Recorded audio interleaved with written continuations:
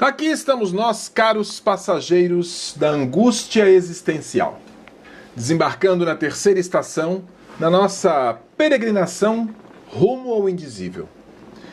Se a primeira estação nos desnudou da armadura sufocante da normose, aquela patologia da normalidade que faz com que todos acordem querendo o mesmo café da manhã e o mesmo carro, e a segunda nos jogou no abismo nietzschiano, onde o último homem, o ser mais desprezível que a história já produziu, prefere a homeostase segura ao perigo da criação. Agora, nos deparamos com o nervo exposto da nossa própria vaidade. E vamos ser francos, cínicos e ainda, acima de tudo, didáticos. Se a tua paz de espírito depende do clima que o outro impõe à tua volta, se você é um balão de hélio psíquico à espera do próximo elogio para inflar ou do próximo insulto para murchar, você não é um ser humano livre. Você é um algoritmo de carne e osso cujas chaves de acesso foram entregues ao maior lance no leilão da opinião pública.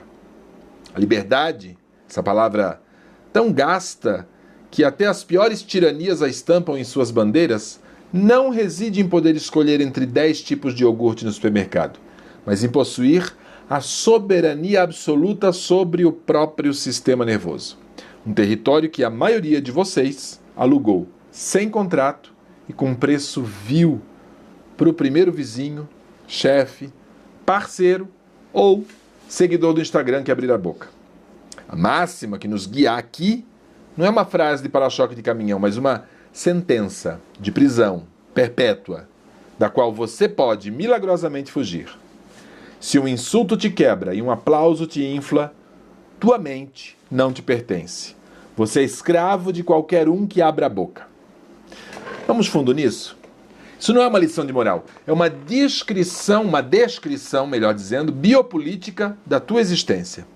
Do ponto de vista da bioneuroterapia, essa fragilidade reativa não é uma falha de caráter a ser corrigida com orações e pensamentos positivos, mas uma configuração neuroquímica arcaica. Um sequestro neural que remonta aos nossos dias na savana africana, onde a desaprovação da tribo não era apenas um desconforto social, mas uma sentença de morte. A amígdala, esse pequeno e tirânico centro de medo no teu cérebro, não sabe a diferença entre um predador real e um comentário agressivo do Twitter. Ela reage a ambos com a mesma descarga de cortisol e adrenalina, preparando você para uma luta ou fuga contra um fantasma. E é exatamente aqui que a política e a biologia se encontram no abraço fúnebre do controle social. Michel Foucault, com seu olhar de raio-x sobre o biopoder, já nos avisava que as instituições modernas não precisam mais de correntes físicas para nos controlar. Elas preferem gerenciar nossas vidas, nossas saúdes e, principalmente, os nossos afetos. O panóptico Foucaultiano não é mais uma prisão arquitetônica, mas a internalização do olhar do outro. Você se torna seu próprio carcereiro, vigiando cada pensamento e emoção para garantir que eles se alinhem com a performance do eu que você acredita que o mundo espera de você. Vamos elevar a ironia? O capitalismo, esse mestre na manipulação da dopamina, entendeu que o aplauso é um commodity valioso. Ele monetizou a validação, o curtir, o compartilhar, o seguidor fiel. Tudo isso são apenas injeções microdosadas de recompensa neuroquímica para o seu núcleo accumbens, mantendo você em um estado de busca perpétua por aprovação. Se o elogio te infla, você se torna um viciado em uma substância que o mercado produz em massa, mas que você não tem controle sobre o fornecimento. Você molda a sua vida, suas escolhas, sua carreira, até o seu sorriso na foto, para otimizar o fluxo dessa droga psíquica. A bioneurotranscendência propõe o curto-circuito dessa dependência. O objetivo não é se tornar um psicopata frio e insensível, embora, eu confesso, às vezes isso pareça uma opção tentadora diante da histeria coletiva, mas sim um animal consciente que aprendeu a pilotar a sua própria biologia. O soberano bioneural não é aquele que não sente raiva ao ser insultado ou alegria ao ser elogiado, mas aquele que consegue observar a tempestade elétrica e química que esses estímulos provocam no corpo sem ser arrastado por ela. Ele sente a raiva, mas não é a raiva. Ele sabe que o insulto do outro é, na maioria das vezes, uma projeção das próprias dores e frustrações do agressor. Uma leitura torpe, que diz muito sobre quem fala e nada sobre quem ouve. Como diziam os cínicos, Diógenes em seu barril, o poder do outro sobre nós é uma alucinação que nós mesmos alimentamos. Se você não precisa ser alguém aos olhos do mundo, o insulto não encontra alvo. Ele atravessa você como o vento atravessa o espaço vazio. É necessário uma reeducação pedagógica radical para quebrar esses paradigmas. A sociedade nos ensina, desde o berço, que a boa reputação é um ativo a ser defendido com unhas e dentes e que a aprovação social é o termômetro da nossa sanidade. Essa é a normose acadêmica e sociológica.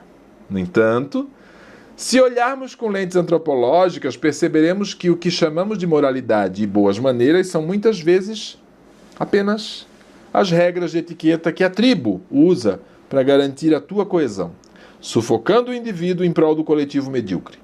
Nietzsche, o mestre do martelo filosófico, nos ensinou sobre a moralidade dos senhores e a moralidade dos escravos. A moralidade escrava é aquela que elogia a fraqueza, a humildade e a submissão, justamente porque essas qualidades a tornam segura para a maioria fraca. A pessoa reativa, que se quebra com o insulto, está profundamente imersa na moralidade escrava. Ela depende do juízo externo para se sentir validada, ainda que esse juízo seja hipócrita. A bioneuroterapia aqui entra como um treinamento de base para a moralidade do Senhor, o Senhor de si mesmo. Não estamos falando de dominar os outros, mas de uma autodominação tão profunda que nenhum trono, nenhum exército, nenhuma multidão furiosa possa abalar.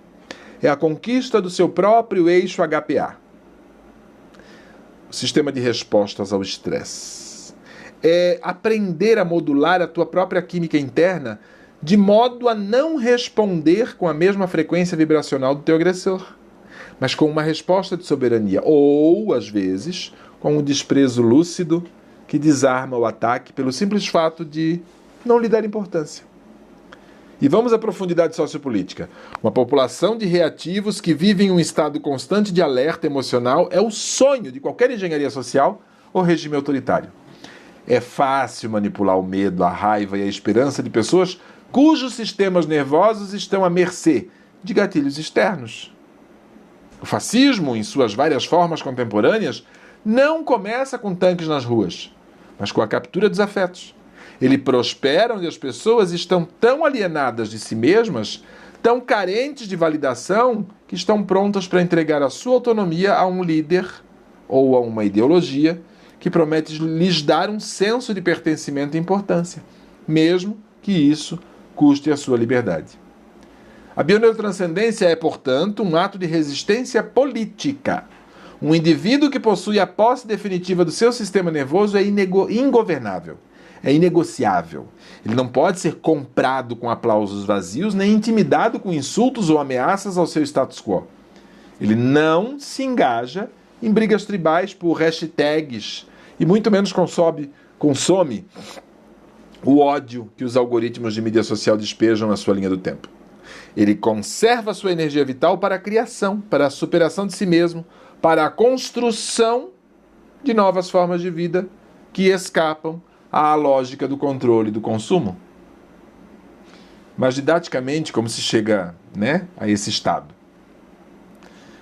Não é com leitura de livros de autoajuda, não é visualizando luzes brancas, é com trabalho duro, empírico e biológico.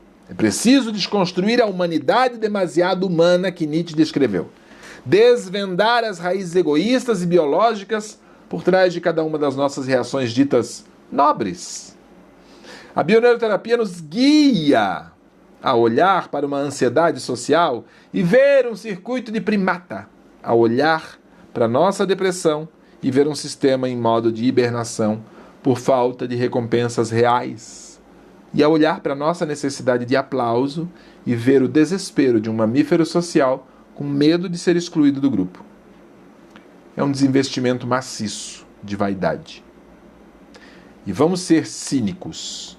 A vaidade é o maior consumidor da tua energia. O desejo de ser alguém, ter uma imagem a zelar, ser respeitado e admirado, a figura pública, é uma servidão que você impõe a si mesma. O soberano bioneural sabe que ele é apenas uma expressão biológica passageira e que a personalidade é apenas um traje cênico para uma peça de teatro que ele já não leva mais a sério. Ele pode usar o traje, mas não se confunde com ele. Se o traje for insultado, ele ri, sabendo que a ofensa não tocou a substância da sua existência. Se o traje for aplaudido, ele agradece, mas não deixa que o ego ingira o veneno da vaidade. A liberdade que a bioneurotranscendência promete não é o nirvana metafísico, mas a conquista de novos territórios dentro da própria biologia.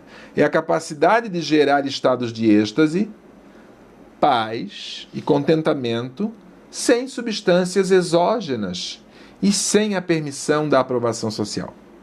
É tornar-se o laboratório mais sofisticado do universo, produzindo sua própria farmacopeia interna, dopamina, serotonina, ocitocina, endorfina, DMTs, de forma consciente e autônoma. E para isso, é preciso enfrentar o silêncio e o vácuo que a abstinência da validação social provoca. No início, você se sentirá ansiosa, desconectada, como uma viciada sem a sua droga. Mas é nesse vácuo que a tua verdadeira força começa a emergir.